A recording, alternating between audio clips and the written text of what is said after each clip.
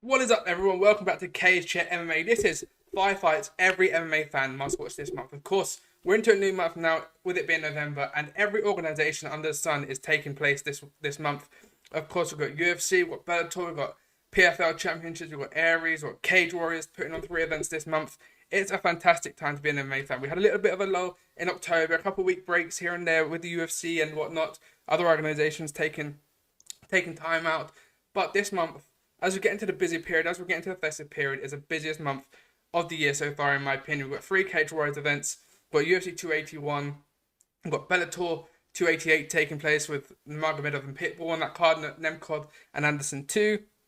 And a whole plethora of fights, of course. PFL World Championships also taking place this month. But these are the 5 fights you must watch this month. And of course, in first, we're going with this weekend's card, Cage Warriors 145. And of course, it's Jordan Vucenic versus Paul Hughes 2. Now, this fight has been in the making for a couple of years now. We had the first bout back in December of 2020, of course, on the trilogy. I think it was the second trilogy, if not the first trilogy of the Cage Warriors series. They put on fantastic events over the pandemic, going back to back to back on the 4 or 5 occasions. And this one was, one of the cherries on the top of those trilogies, one of the narratives that really have got us here. And it was a split decision win in favour of Jordan Vucenic, who then went on to beat, of course, Morgan Sherrier via split decision to take the title away from the Frenchman. Of course, since then he went on to fight James Hendon. In between those 2 fights, of course, he was supposed to fight Paul Hughes back in March on that London card, of course, but unfortunately, Paul Hughes had to withdraw due to a neck injury.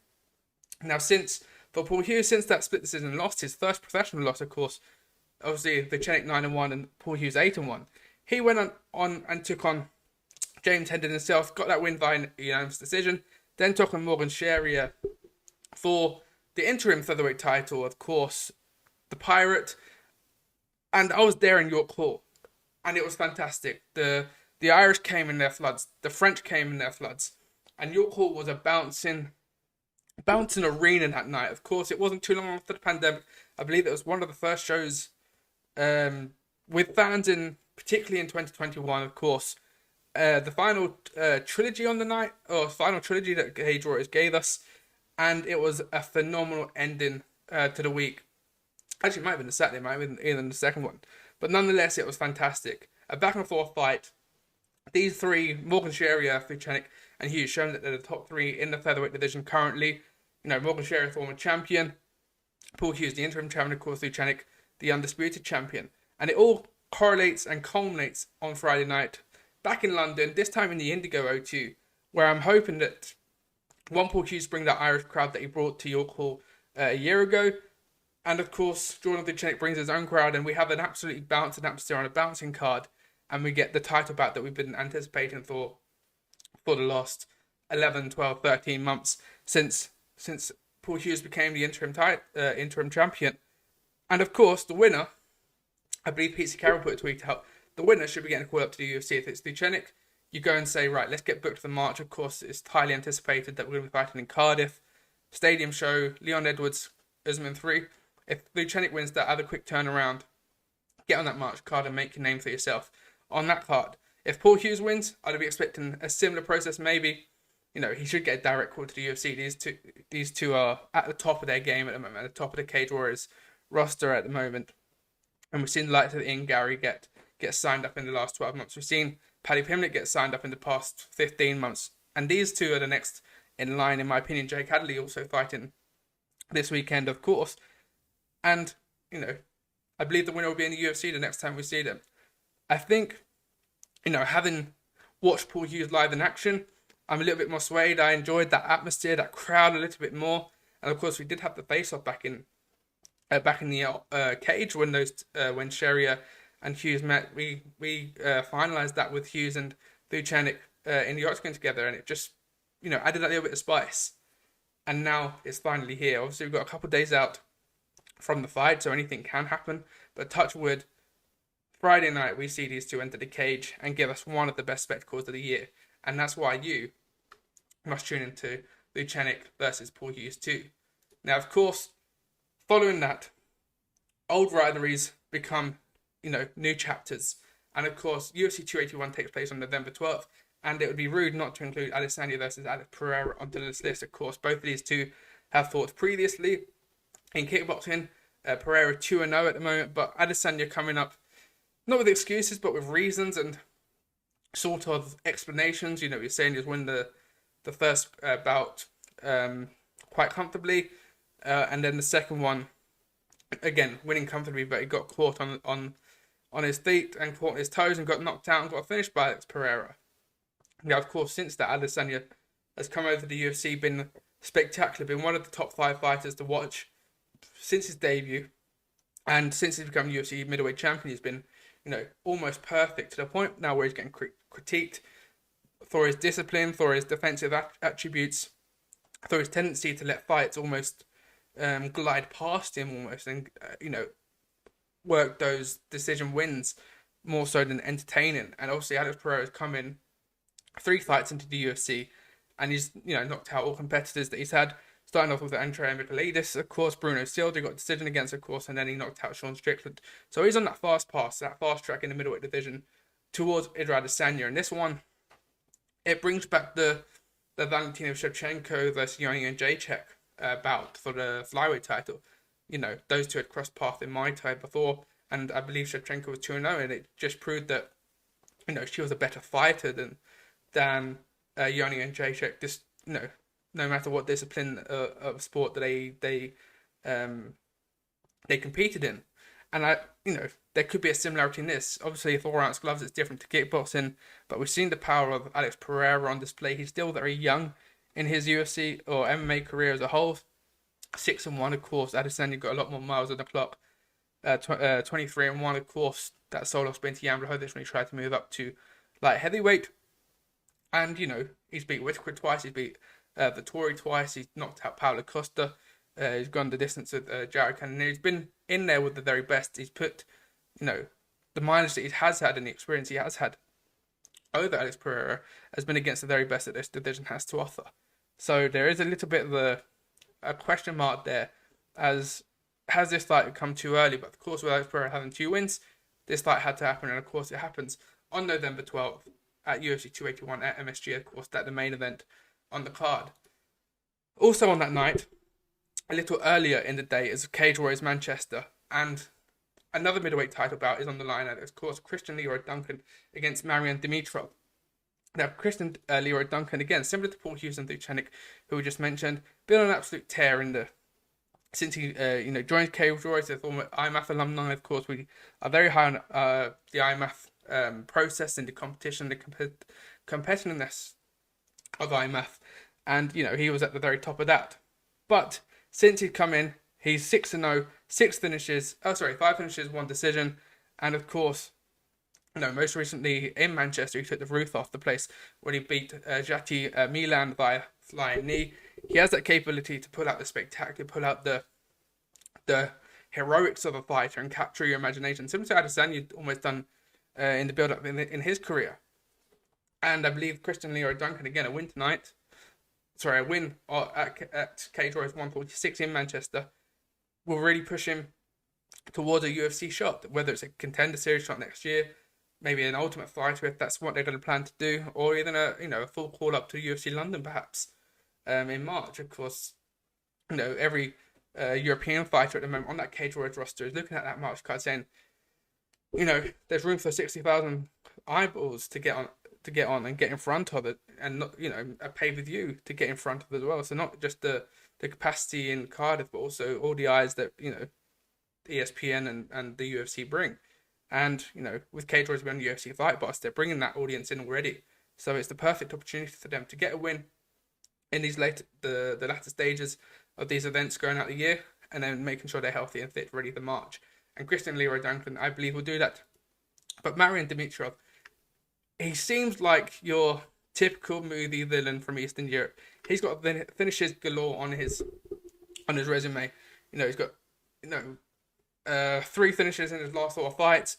You know, he's a ferocious knockout artist, and he's coming in with a record of 10-2.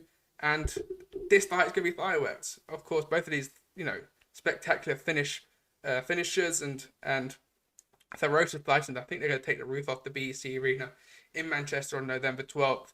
a week after Bonfire Night. I think there could be a few fireworks on November 12th also. So do not miss that fight and make sure you tune into that, of course.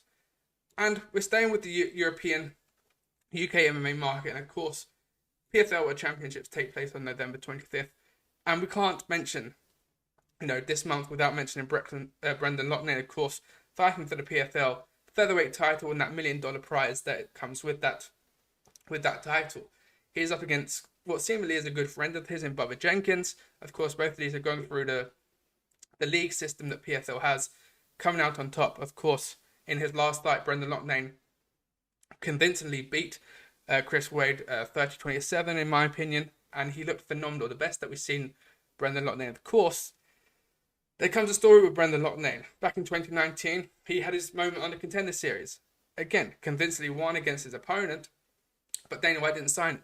And that sort of spurred on that sort of story, this narrative for Brendan Loughnane as the man that Dana missed. Everyone was saying, the weeks after that fight, he should have been signed. And of course, PFL came in, swooped him in, gave him 2 fights in 2019, of course, in MSG and in Vegas. Of course, he fought on that New Year's card. And then we had COVID. So he missed out a year of his career, as did many of the PFL fighters due to contract. And of course, PFL cancelling their season in 2020. He came back in 2021, knocked out Shayman Moraes, came back and, had a majority decision against Tyler Diamond in a fight of the year contender, then lost to the future champion in Movlid Kabulev. He lost that via split decision, so fine margins. He'd come back, came up against Kudo, who was a somewhat of an unknown quantity going into PFL 22 season. Very tough fight, of course. Went to 3 rounds with him, got the majority technical decision, and then of course he came up against Agro Huskic, who, again, a very unknown sort of quantity to the mass maybe, and again a very another tough fight for him. Went the distance, got the unanimous decision, and then Chris Wade seemed to be the more not easier opponent for him, but this is where he came in the most healthiest, the most aggressive, the most not hungry, but he knew he had that pain from the split decision back in 2021 last year in the semi-final, and he made sure not to go through that pain again. And he's in the final at MSG, of course, and he's 1 win away. And again, Bubba Jenkins, 19-5. This is, no one to be looking over. He beat Kudo by submission in round 1 in the last fight in the semi-finals, of course. 2 decisions prior to that. So both of these have had a lot of time in the cage this year. With PFL, of course, it is a league format, and sometimes, game planning, is it better to go in there and get your opponent out there inside the first round 2 minutes? Of course, that gives you 6 points on the board. With the league system, or is it better to get that time in there and, try and not, you want to take as little damage as possible, because obviously if you miss a fight in the next round of the semi-finals, you lose your spot completely. And that's where it gets a little bit rough with PFL. You have to be staying ready, stay sharp every 6-7 weeks now. But of course, Brendan Loughnane looking to become part of that British royalty in MMA, of course. I think he's a pioneer, he's a legend, but he's going to join the likes of the Bispings, the Leon Edwards of this world when he picks up that $1 million prize and the featherweight title. And of course, hopefully brings back another belt to the UK, joining again the Mancunian legends that we have in the city. The Ricky Hattons of this world, the Tyson Furies of this world, of course. There's some names that he's going to really stand up with. The Marcus Rashes, the Jesse Lingards, he was mentioned as well in an interview with Manchester World. And I believe he's going to do it. But you cannot miss that fight. And you also can't miss the other fight that we're going to be looking on, which is earlier in the night, and it's Shane Burgos versus Marlon Moraes. A potential opponent, 2 potential opponents probably for Brendan Loughnane going into the season next year, and of course for Bubba Jenkins. But these 2 got signed to PFL this year, obviously. Shane Burgos ran out his contract with the UFC and signed over to PFL, seemingly on a better wage packet, and obviously with PFL's structure, and I believe Shane Burgos will be a favourite going into next year's season, there's room to become a champion in another organisation and secure financial security with that $1 million prize money that comes with it. He comes up against Marlon Moraes. Now, of course, Marlon did retire from the UFC not too long ago. He's on a 4-fight win streak, all of those finishes, all of those knockouts as well. So a lot of damage taken. Of course, most recently we saw him back in March of this year. He again announced his retirement, but he's back this time at 145, and he's taken on Shane Burgos. Now, I thought this at the time, again, two very exciting fighters to watch. Both had the ability to, give you that performance of the night, that finish of the night bonus sort of fight. But has Marlon Moraes taken too much damage? He's only 30. He's 34. So he's still got maybe 2 or 3 years in this sport. I was gonna say maybe could he have taken 12 months out, just to heal up the brain and sort of hone his craft a little bit, almost analyze where he is at his moment in his career. It wasn't too long ago he was fighting for the title against Henry Cejudo, but since then it's been downhill. And of course he is coming back at 145, and I think the PFL matchmakers, one, they've given us a fantastic fight, but I think for Marlon Moraes it's the wrong fight, and for Shane Burgos it might be the wrong fight as well. They could have showcased these two fighters in not more favourable matchups, but separate them apart, give them 2 different opponents, and build their sort of hype going into the 2023 season. But of course, one of these two, unless they put on a split decision fight night, war for us, which would be not beneficial for either of them going into the season next year. You're going to burn one of these two, and I'm afraid it could be Marlon Moraes, because Shane Burgos does hit hard. He's still a top 10, top 15 UFC caliber athlete, and he hits really hard, and I think he could knock out Marlon Moraes. But of course, Moraes in a different division, doesn't have to cut down those extra 10 pounds. Is that gonna, does that lack of having to drain himself that much more, protect him from those knockouts? Does it give him a bit more longevity in this fight? But we will never know. Well, we will find out, of course, November 25th. And those are the 5 fights that I think every MMA fan has to see this coming month. There's a load more. There's Dustin Poirier, Michael Chandler. Again, Cage Warriors have gone through the remix of some of the best fights and some of the best fighters that we're going to see on their roster this month. Of course, we've got Aries, we've got the UFC almost weekly at this point this month, and of course we've got Bellator. But yes, let us know your 5 fights that you're going to be looking forward to this month in November. Make sure to hit that subscribe button. Follow us at CageChat MMA on Twitter, Instagram, Facebook, and all that good stuff. And I'll see you guys on the next video.